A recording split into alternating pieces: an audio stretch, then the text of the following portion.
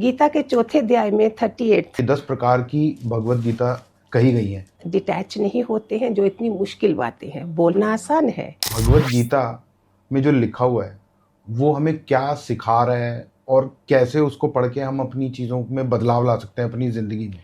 और आपने बड़ी कमाल की बात बताई थी जब हमने पॉडकास्ट स्टार्ट किया था उससे पहले कि 10 प्रकार की भगवत गीता कही गई है। गीता, यस। हाँ जी, आपने ये बताया मेरे को। गर्भ गीता, हाँ, वो आपने बड़ी इंटरेस्टिंग बात बताई, तो वो बताओ आप हमारे गर्भ व्यूअर्स को। गीता में हर कोई क्वेश्चन का जवाब है उसमें कि कोई अगर अंधा भी बना है तो कैसे, लंगड़ा बना है कैसे, विधवा हुआ तो कैसे, ये कैसे। तो मैं तो चाहती हूँ सब पहले बने। बहुत इजी है, अच्छे स्वच्छ हिंदी के शब्दों में भी है। और पतली सी छोटी सी है जो आप अपने घर में रख सकते हो। फिर जब उसने उसी में जब गुरु के बारे में अर्जुन ने पूछा तो कृष्ण भगवान बोलते हैं, हे अर्जुन, धन्य है धन्य है धन्य है तेरे माँ बाप, तेरे अंदर गुरुओं के लिए क्वेश्चन उठा है। सोचो इस चीज को कितना महान माना गया है। बिल्कुल। गीता के चौथे अध्याय में 36वां श्लोक है, ना ही ज्ञानेन सदृश्यं पवित्र में विद्यते। ज्ञान के बिना कोई चीज ऐसी नहीं है जो तुम्हें पवित्र बना सकती है। तो इस चीज को आजकल कोई समझना नहीं चाहता। हर कोई चाहता है इजीली सब कुछ हो जाए। ज्ञान नहीं चाहिए कि मैं कौन हूँ। हमें तो ज्ञान भी क्विक चाहिए आजकल। जो मैं कौन हूँ, क्यों आए हो, कहाँ से आए हो और कहाँ जाना है, इसके लिए भी कृपा चाहिए। अगर आपने कहीं 2 दाने चिंटी को भी कहीं कुछ डाल दिया है तो शायद दुआएं शुरू हो गई और आपको विवेक जागृत होना शुरू हो जाता है। तो ये जो लाइफ और डेथ का साइकिल है, ये जो चक्र चल रहा है, तो हमारी फाइनल डेस्टिनेशन क्या है? मनुष्य का जन्म किस पर्पस के लिए हुआ है? तो ये पर्पस तो हमारा यही है, परमात्मा को पाने के लिए।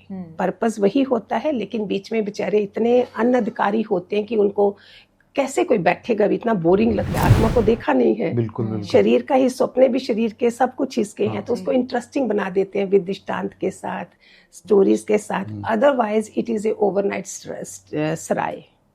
सराय में हम रहते हैं, सुबह उठ के सब चले जाते हैं। जैसे सारे अभी पति बच्चे सारे रात को हैं, सुबह सारे अपने अपने कॉलेज स्कूल ऑफिस चले गए। तो दे कॉल इट, साधु संत सब ने, विद्वानों ने बोला है ओवरनाइट स्टे सराय है ये। और सराय में कैसे बिना अटैच हुए रहा जाता है। डिटैच नहीं होते हैं, जो इतनी मुश्किल बातें हैं। बोलना आसान है, करना मुश्किल है। अगर उससे हटना है तो अपनी अटेंशन डाइवर्ट करनी पड़ेगी। अच्छी संगत, अच्छी किताबें पढ़ोगे तो धीरे धीरे आपको, अगर नहीं भी कोई गुरु है, नहीं कोई संगत है, एटलीस्ट घर में तो तुम अपना थोड़ा सा कहीं टीवी में सुन लो, उसमें सुन लो। कईयों का इतना भी नहीं होता। Next question you can do कि ये भी नहीं किस्मत में होता है। मेरे पास ऐसे लोग भी थे। अच्छा। मैंने टीवी में लगाना कुछ भी, चाहे वो अभी बेचारे नहीं है, जिंदा है लेकिन जेलों वेलों में है, शुरू में वो थे, तो मैं लगाती तो उन्होंने चाय का कप उठा के दूसरे कमरे में चले जाना। तो मैं सोचू, हे भगवान, एक तरफ मैं इतना लगी हुई हूँ, इधर दूसरे का इतना इंटरेस्ट ही नहीं है, क्या किया जाए। तुम अपनी संकल्प शक्ति, चैरिटी बिगिंस फ्रॉम होम, इतने ज्यादा संकल्प स्ट्रांग डालो, धीरे धीरे आप देखो इंसान में कितना बदलाव आता है। आप खुद देखोगे क्या बदलाव आया, पता ही नहीं चला।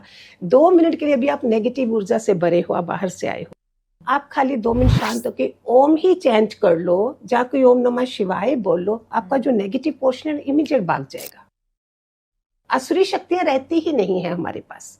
तो अगर खाली श्लोक उनसे इतना है तो ज्ञान से कितना फायदा होगा। स्माइल नहीं रही, वेलकम नहीं रहा आजकल। हाँ, बिल्कुल बिल्कुल सही कह रहे हो। क्यों आया है? Because we are busy with our own people around. Video calls हो गए, टेक्नोलॉजी के कारण तुम अपने वाले लोगों से इतना जुड़े हो।